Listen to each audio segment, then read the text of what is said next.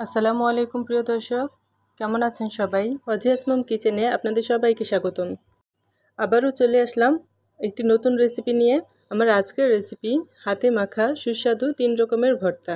কোনো রকমের বাটাবাটি ঝামেলা ছাড়াই এই ভর্তাগুলো সহজেই তৈরি করে নেওয়া যায়। এই ভর্তাগুলো তৈরির জন্য আমার লাগবে রান্না করা কয়েক টুকরা গরুর মাংস আর কিছু কাঁঠালের বিচি। কাঁঠালের বিচিগুলো প্রথমে আমি চোচা ছাড়িয়ে সিদ্ধ করে নিব। কাঁঠালের বিচিগুলোর চোচা ছাড়ানো হয়ে গেলে একটি হাঁড়িতে পানি দিয়ে সিদ্ধ করে ভালো করে পানি ঝরিয়ে নিচ্ছি। আর এখানে নিয়েছি 7 থেকে 8টি রান্না করা গরুর মাংসের টুকরা।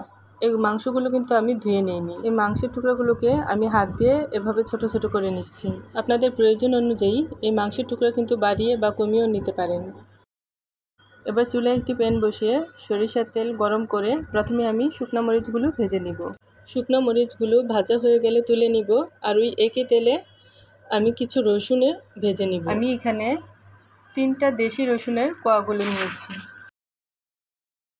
রসুনগুলো ভাজা হয়ে গেলে তুলে নিয়ে হাফ কাপের মতো পেঁয়াজ কুচি দিয়ে ভেজে নিচ্ছি।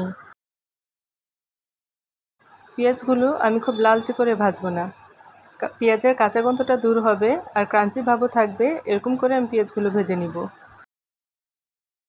এবার পেঁয়াজগুলো তুলে নিয়ে ওই একই প্যানে আমি মাংসগুলো আর একটু সরিষার তেল দিয়ে ভেজে নিব। মাংসগুলোকে আমি একটু হালকা ব্রাউন করে ভেজে নিব। চুলার আঁচ কমিয়ে আমি মাংসগুলো ভেজে নিলাম। এ পর্যায়ে আমার মাংসগুলো ভাজা হয়ে গেছে। এবার ভাজা পেঁয়াজ, রসুন, শুকনো মরিচ, ধনিয়া পাতা কুচিও নিয়ে নিলাম একটি প্লেটে। আর নিয়েছি সিদ্ধ করা কাঁঠালের বিচিগুলো আর ভাজা মাংসগুলো। প্রথমে আমি কাঁঠালের বিচিগুলো ভর্তা করে নিব। এজন্য প্রথমে শুকনো মরিচের উপর লবণ দিয়ে মরিচগুলো গুঁড়ো করে নিচ্ছি। মরিচের উপর একটু লবণ দিয়ে গুঁড়ো করলে মরিচগুলো তাড়াতাড়ি গুঁড়ো হয়ে যায়। আর এখানে যার যার পছন্দ অনুযায়ী ঝাল আর স্বাদ অনুযায়ী লবণ দিয়ে নেবেন। এবার পেঁয়াজ কুচি আর রসুন কুচি দিয়ে দিলাম। রসুনগুলো আমি হাত দিয়ে এভাবে চেপে চেপে ভেঙে নিচ্ছি। তারপর পেঁয়াজ, রসুন আর মরিচ একসাথে মেখে নিলাম।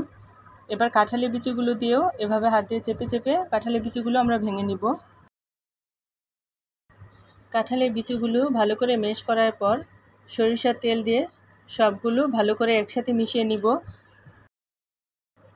সবশেষে ধনিয়া পাতা কুচি দিয়ে এই ভর্তাটার সাথে ভালো করে মাখিয়ে নিলাম। ব্যাস তৈরি হয়ে গেল আমাদের হাতে মাখা কাঁঠালের বিচির মজাদার ভর্তা। এবার এই কাঁঠালের বিচির ভর্তাটাকে এক সাইডে রেখে আমি গরুর মাংসের ভর্তাটা করে নিব। সেজন্য আবারও শুকনো মরিচের উপর লবণ দিয়ে মরিচগুলো গুঁড়ো করে নিচ্ছি। এবার ভাজা রসুনগুলো দিয়ে রসুনগুলো ভেঙে নিলাম। তারপর পেঁয়াজ দিয়ে পেঁয়াজ, রসুন আর মরিচ একসাথে মাখিয়ে নিলাম। আমি এখানে ভেজে রাখা পেঁয়াজ আর রসুনগুলো কাঁঠালের বিচি ভর্তা অর্ধেকটা দিয়েছি আর গরুর মাংসের ভর্তায় বাকি অর্ধেকটা দিয়েছি। এবার ভেজে রাখা মাংস আর ধনিয়া পাতা কুচি দিয়ে পেঁয়াজ মরিচের সাথে ভালো করে মিশিয়ে নিলাম। সব শেষে সরিষার তেল দিয়ে মাংস ভর্তার সাথে ভালো করে মিশিয়ে মাংস ভর্তাটাও কমপ্লিট করে ফেললাম। এবার মাংস ভর্তাটাকেও আমি এক সাইডে রেখে দিলাম।